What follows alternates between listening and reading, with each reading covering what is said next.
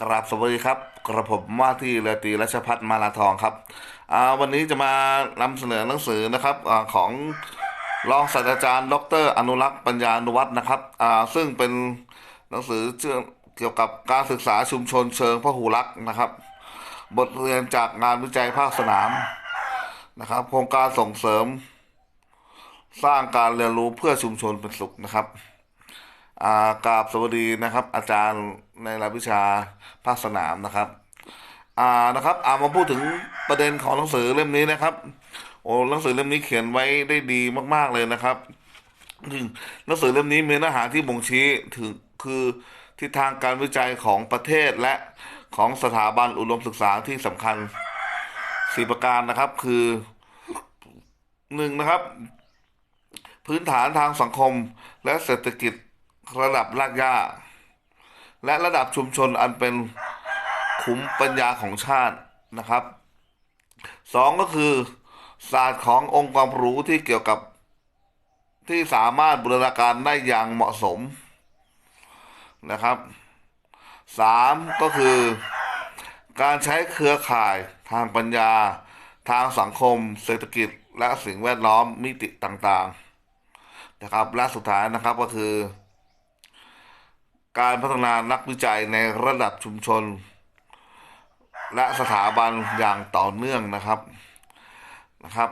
หนังสือเล่มนี้นำเสนอมุมมองต่อชุมชนในหลากหลายมิติมากๆเลยนะครับ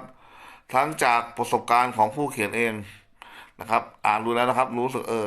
จากประสบการณ์ของผู้เขียนเองนะครับแล้วก็จากการทบทวนวรรณกรรมการศึกษาชุมชนไว้อย่างหลากหลายแง่มุมมิติที่กล่าวถึงมากที่สุดก็คือด้านการศึกษานะครับโดยเฉพาะอย่างยิ่งการศึกษานอกโรงเรียนและการศึกษาตลอดชีวิตนะครับนะครับผมก็เล่มนี้นะครับหนังสือเล่มนี้เขาแบ่งแบ่งการศึกษานะครับไว้เป็น6 บทเลยนะครับซึ่งผมก็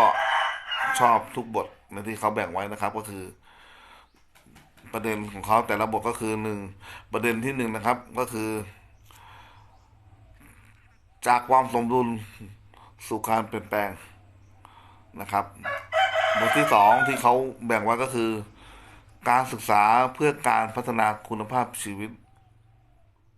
นะครับบทที่3ก็คือการจัดการทรัพยากรและสิ่งแวดล้อมชุมชนทางเลือกและการเปลี่ยนแปลงนะครับบทที่4ก็คือการสร้างความเข้มแข็ง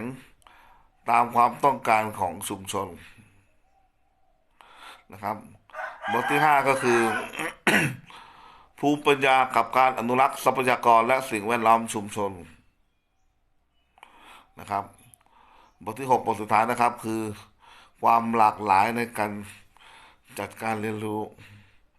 นะครับซึ่งทั้ง6 บทนี้นะครับอ่านแล้วรู้สึกว่าโอ้โหมีความหลากหลายมากนะครับศึกษาตั้งแต่การดูแลการรักษาการเปลี่ยนแปลงนะครับอย่างละเอียดมากๆเลยนะครับซึ่งชุมชนเนี่ยเราพูดกันง่ายๆคือมันมีการพัฒนามีการเปลี่ยนแปลงตลอดเวลานะครับการศึกษาในแง่มุมนี้ถือว่าละเอียดมากๆนะครับหนังสือเล่มนี้ถือว่าดีมากนะครับซึ่งอ่านแล้วสรุปแต่ละบทได้ใจความนะครับสั้นๆได้ใจความนะครับก็สรุปง่ายๆครับคือเนื้อหาของหนังสือเล่มเนี้ยมีประเด็นที่ชี้ชัดมากๆนะครับมุ่งเน้นต่อการเรียนการสอนนะครับดูง่ายๆนะครับคือการศึกษานอกโรงเรียนและการศึกษาตลอดชีวิตเป็นหลักเลยนะครับหนังสือเล่มนี้ชัดเจนนะครับก็คือการศึกษาบ่งบอกได้เลยว่าการศึกษาไม่มีที่สิ้นสุดนะครับจากประเด็นที่ผู้อ่านได้หยิบยกมาในวันนี้นะครับก็จะขอพูดเพียงเท่านี้ก่อนนะครับขอไปอ่านต่ออีกหลายๆรอบนะครับเพราะว่ารู้สึกว่าหนังสือ จากเป็นคนที่ไม่ชอบอ่านหนังสือนะครับเดี๋ยวนี้มันอ่านก็รู้สึกว่ามีใจความที่สำคัญและน่าเรียนรู้เยอะแยะมากมายนะครับอ่าก็วันนี้อากาศเย็นมากนะครับหนาวหน้าซีดไปหมดนะครับวันนี้อ่าก็ขอจบเพียงเท่านี้ครับสวัสดีครับ